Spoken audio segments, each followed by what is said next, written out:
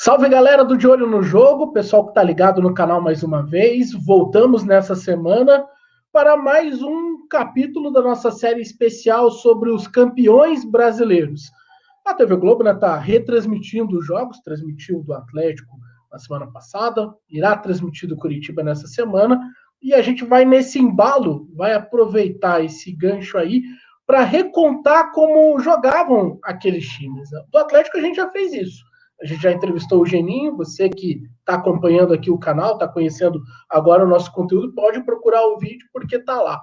Hoje a gente vai falar do Curitiba de 1985, o Curitiba campeão brasileiro no Maracanã, no dia 31 de julho, naquele Maracanã lotado, vencendo o Bangu nos pênaltis.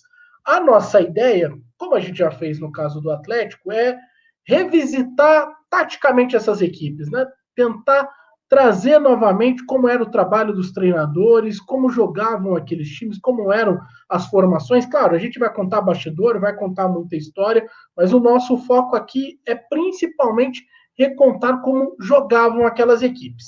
E para isso a gente vai ter uma ajuda bastante especial do André, ele que foi lateral direito daquela equipe, era um dos jogadores revelados, né, pelo Coxa da Oportunidade, e do Daniel Piva, nosso companheiro aqui de canal. André, você está me ouvindo bem? Está tudo bem com você? Boa noite. Boa noite, Guilherme. É um prazer muito grande estar falando com você, estar falando com o Daniel também. Falar daquele título ali é coisa linda, viu, Guilherme? Porque, afinal de contas, foi o primeiro título, né, de campeão brasileiro a vir para o estado do Paraná. Isso é algo maravilhoso. Você sabia, Guilherme, que só houve festa aqui em Curitiba, comparada àquela da chegada do Curitiba, do Afonso Pena até o Couto Pereira, só foi comparada com a festa quando a vinda do Papa aqui em 1980. Você sabia disso? Uma festa linda, algo maravilhoso, jamais visto. Beleza?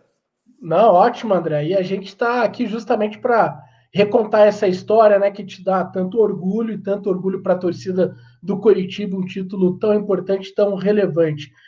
André, vamos dar origem daquela equipe, né, analisar como aquele time se formou. E eu queria que você falasse sobre o peso do Enio Andrade, né? O tanto que ele transformou o time naquele meio de campanha. Queria que você comparasse como o time jogava antes e depois da chegada dele. Guilherme, é o seguinte, cara. Eu acompanhei tudo no Curitiba. Por quê? Porque eu é que recepcionei todos aqueles jogadores que vieram de fora, né? O Rafael, o Heraldo, o Gomes. Por quê? Porque eu era prata da casa e como eu cheguei no Curitiba em 1979, eu fui emprestado para disputar o Catarinense, né? Voltei em 81. Para você ter uma ideia, daquele time lá, eu era o jogador que tinha mais jogos oficiais com a camisa do Curitiba até então.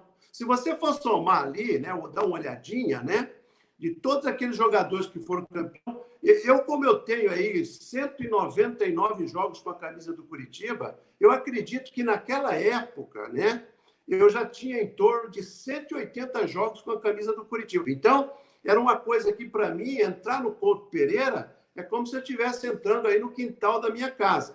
E eu acompanhei, sim, todo o pessoal que chegou, o Rafael, um Dida, um Marildo, né? Todo um trabalho que foi realizado no Curitiba naquele ano de 85, desde a nossa apresentação. Então, nós tivemos aí em torno de 21 dias de uma preparação visando esse campeonato brasileiro. André, você consegue lembrar das diferenças como característica do Dino Sani como técnico e do Enio Andrade? Porque com o Enio Andrade o time termina com uma marca, né? O Brasil inteiro reconhecendo que era muito forte coletivamente, era um time que sabia se defender, era um time ali, vamos usar o termo operário mesmo, na sua maneira de se dedicar para a marcação, sem aquela coisa de ter muitas estrelas dentro de um mesmo elenco. E com o Dino Sani, era a mesma ideia? Como que você lembra, assim, das diferenças entre os dois técnicos? No início do Campeonato Brasileiro, com o Dino Sani, a gente teve resultados fantásticos. Pô, uma estreia contra um São Paulo, aonde você pega ali um time que tem Miller, que tem Silas, que tem Careca, que tem Dario Pereira, que tem Oscar, que tem essa galera toda, que aquilo ali era um Butantã, viu? Era um Butantã aquilo ali. Aí você inicia o campeonato no Couto Pereira, né? Você ganha de 3-1 dos caras. Eu vou falar um negócio para você. O trabalho, todo mundo está na direção correta. O Dino Sani é um grande treinador. Claro que é um grande treinador. Ele tem a sua metodologia e não mudou muita coisa, não. Na época, o futebol brasileiro, Guilherme, é o seguinte, se jogava muito no 4-3-3, entendeu? O que você fazia? Pô, com bola, por exemplo, se eu jogo pelo lado direito, eu avanço, o que tem? Você tem lá um Lela, você tem um Índio, você tem um Edson, você tem um lateral avançando, soma-se 4, o Tobi chegando, fica com 5 atacando. Ali é o seguinte, você geralmente, quando passa um lateral, você tem um volante para dar uma cobertura, você tem um segundo volante que ele pode penetrar um pouquinho mais. Não muda muita coisa, de jeito nenhum. Por quê? Porque quando você perde a bola, o que você vai fazer? Por exemplo, você tem que formar aquela linha de 4, a tão conhecida primeira linha. Você mandava, por exemplo, voltar pelo meu lado, o Lela, né, o que jogava pelo lado, né, para impedir a passagem do lateral. Você tinha ali no meio, por exemplo, os dois volantes, né? O Tobi é o que dava, por exemplo, ele o Índio. O que fazia o Índio? O Índio assim, e fizeram isso, e fizeram com o Dino Sani, e fizeram também com o Enio Andrade. O que eles fizeram, Guilherme? Era o seguinte, quando o adversário pegava a bola, o que acontecia? O Índio dividia entre os dois zagueiros. Isso aconteceu com o Dino Sani e aconteceu também com o Enio Andrade. O Índio dividia e esperava a decisão do zagueiro. Se o zagueiro sai para um lado, o Índio encostava. E o Tobi ficava marcando o volante. Está tudo fechadinho. Por exemplo, o Lela vinha, impedia a passagem do lateral, o Edson do outro lado impedia a passagem do lateral. Os dois meia era marcado ali pelo Almir e marcado também pelo Marildo. Lá atrás, o que acontecia? Os caras vinham com 3 atacantes, sempre tinha um na sobra. Então, o que a gente tem que fazer? Houve momentos que houve falhas, né, em algumas coisas de estratégia, na maneira de administrar, por isso que a gente teve alguns problemas. Mas depois acertou tudo. Com a chegada do Enio Andrade, aí a coisa melhorou. Eu queria que você falasse um pouquinho, André, sobre o teu duelo com o Adro, lá no Maracanã, porque a gente tem até alguns lances separados assim desse jogo. É impressionante como a orientação, pelo menos me parece, né? Que era você realmente marcar em cima, não deixar ele dominar, muitas vezes acompanhava ele até o meio de campo, né? Como que foi esse duelo contra um grande ponta também, né? Com o Adro, a gente sabia que o Bangu tinha feito uma campanha espetacular, pô.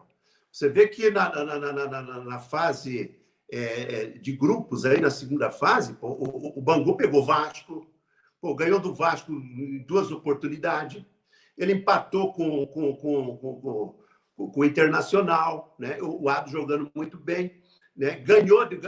Empatou uma com o Internacional, né?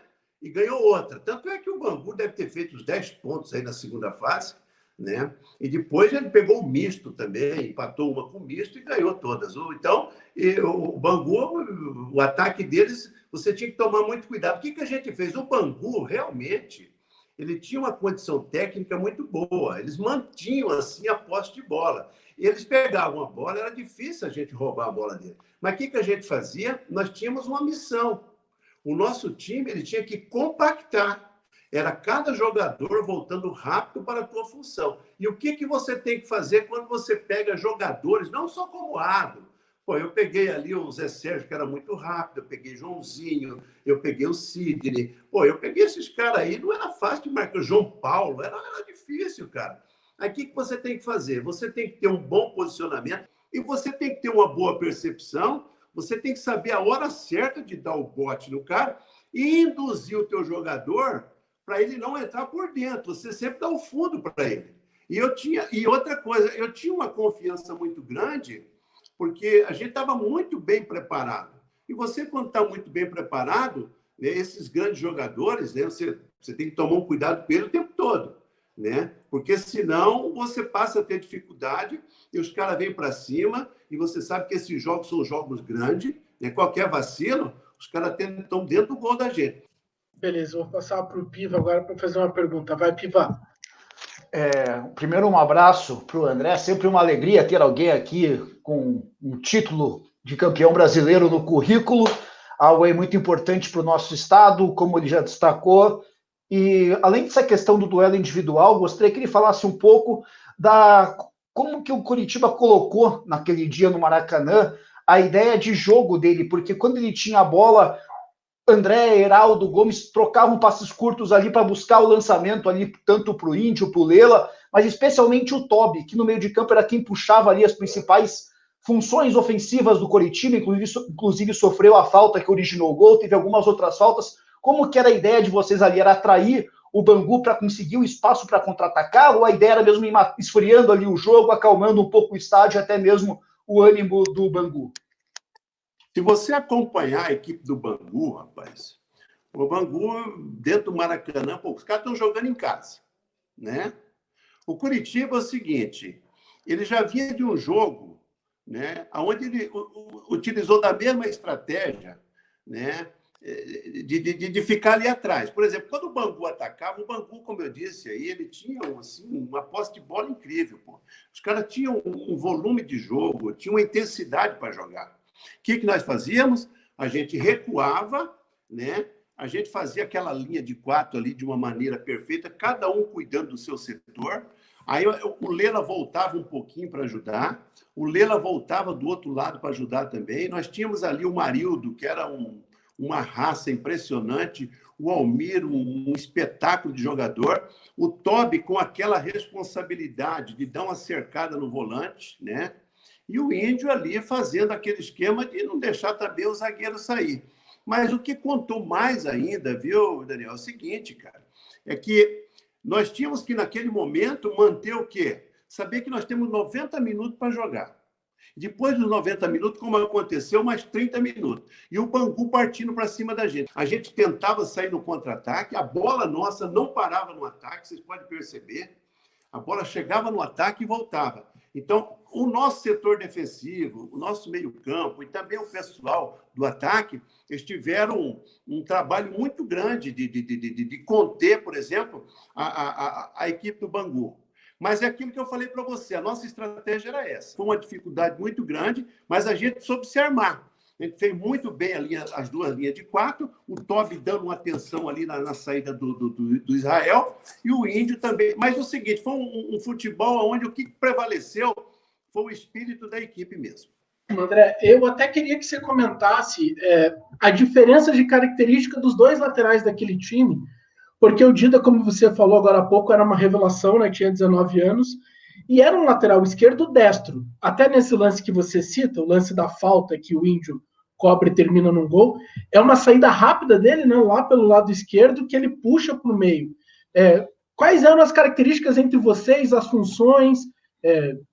Não era muito de atacar ao mesmo tempo, né? Até pela característica do Enio, André. Queria que você falasse sobre o teu jeito de jogar e o jeito do Dida e como vocês combinavam ali nas duas laterais. E, Guilherme, até para complementar um pouco, quais foram os cuidados? O André já falou ali um pouco essa questão dos pontas ali ajudarem os laterais, mas os cuidados com o Marinho, que era o principal jogador do Bangu e que ficou muito em cima do Dida ali. Então, isso que eu falo para você. Veja bem, nós tínhamos uma conversa, né, e um entrosamento de que o Índio, o Mir, né, ou o Marildo, sairia da minha cobertura e após eles saírem da minha cobertura, caso a gente perdesse a bola, eu fazia uma diagonal por dentro, porque eu no Coritiba também tive oportunidade de jogar de médio volante. Então aquilo ali para mim, eu não tive tanta dificuldade, entendeu? Mas é aquilo que eu falo para você. O Dida era de uma condição técnica incrível. O Dida, um menino que chegou no Coritiba, né? Ele nos ajudou naquele campeonato de uma forma brilhante, de uma personalidade incrível.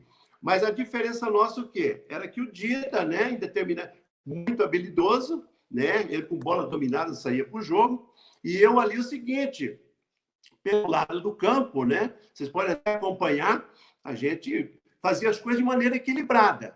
Mas o que prevalecia em mim foi o espírito de equipe, uma marcação muito forte, um excelente preparo físico, né? E um cuidado defensivo incrível. Por quê? A gente não podia descuidar daquele setor ali, daquela linha de 4. E o Dida não. O Dida, quando pegava a bola, ele estava por dentro, ele estava por fora. O Dida, inclusive, naquele jogo contra o Bangu, para mim, ele foi um grande destaque. Legal, André. Legal ouvir essa tua manifestação sobre o Dida, porque era um destaque com 19 anos, né? Isso também pesa jogando no Maracanã com mais de 100 mil pessoas.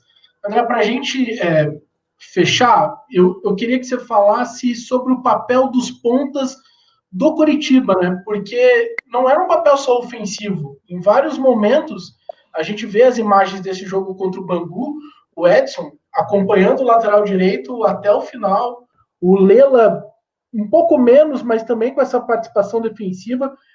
Como era o papel dos pontas naquele time de 85, André? O Edson, ele fez o primeiro gol no Curitiba na 9ª rodada. Então, o Edson foi um atacante, ele fez um gol no Campeonato Brasileiro. E o Edson é o seguinte, cara, o Edson, ele para mim, um dos grandes pontas do futebol brasileiro. Não só o Edson, mas o Lela também. O Lela, para você ter uma ideia, durante o Campeonato Brasileiro, o Lela fez 6 gols. Pô. O Lela é o seguinte, ele com bola, ele não era de ir tanto para o fundo. O Lela chegava ali na intermediária, pela habilidade que ele tinha, como sabia proteger a bola, ele cortava por dentro e entrava sempre na diagonal. Então, o Lela, naquele campeonato, ele fez 6 gols. O Edson, ele nos ajudou fazendo um gol aqui, na 9ª rodada contra o Náutico. Mas em todos os jogos, você vê uma participação do Edson de maneira efetiva. Não só do Edson, eu acho que a participação foi de todos. Eu acho que sem bola, todos nós tínhamos uma responsabilidade de marcar. Era a volta do Lela, era a volta do Edson, o próprio Índio, o próprio Tobi. Agora, com bola, nós tínhamos, assim, pelo o Edson ser um pouco mais rápido, o Edson era um velocista, o que nós fazíamos? Toda vez que a bola saiu, um adversário nos atacava pelo lado do Edson e do Dida, que a bola caísse na mão do Rafael, nós fazíamos um coletivo no dia a dia, com o seu Enio e tal, o quê? A bola saía rápida comigo, para mim já metendo a diagonal lá no Edson, por quê? Porque o Edson era o nosso velocista. A gente tem que pensar no Coritiba como um Coritiba coletivo. O Coritiba teve 25 atletas e toda vez que os atletas que não eram considerados titulares foram solicitados, eles deram conta do recado. André, quero te agradecer demais, né, a participação. Um abraço para você. O teu relato aqui com certeza é histórico, uma memória impressionante. E a gente conseguiu voltar, né, para 1985 para explicar aquele time. Um abraço, André. Beleza, meus queridos? Um abraço para vocês também. Felicidade para todos aí, tá? Tchau. Valeu, André. Muito obrigado. Abração. Estamos fechando, então, essa edição especial do canal de Olho no Jogo, né? Esse vídeo sobre o histórico título de 1985. A missão desse vídeo era recontar como foi o título do Coritiba de 1985. E tivemos aí um ótimo personagem justamente para fazer isso, né? Para a gente entender como jogava aquela equipe que terminou naquela noite de 31 de julho ou 1º de agosto como campeã brasileira, título inédito, único título brasileiro do Coritiba. Beleza? Se inscreve no canal, não se esqueça de ativar a notificação, porque sempre tem vídeos especiais. A gente está fechando essa série dos campeões brasileiros, mas toda semana tem conteúdo novo com novas entrevistas. Fique aqui no canal de Olho no Jogo, se inscreva, fique com a gente, porque sempre tem novidade. Um abraço.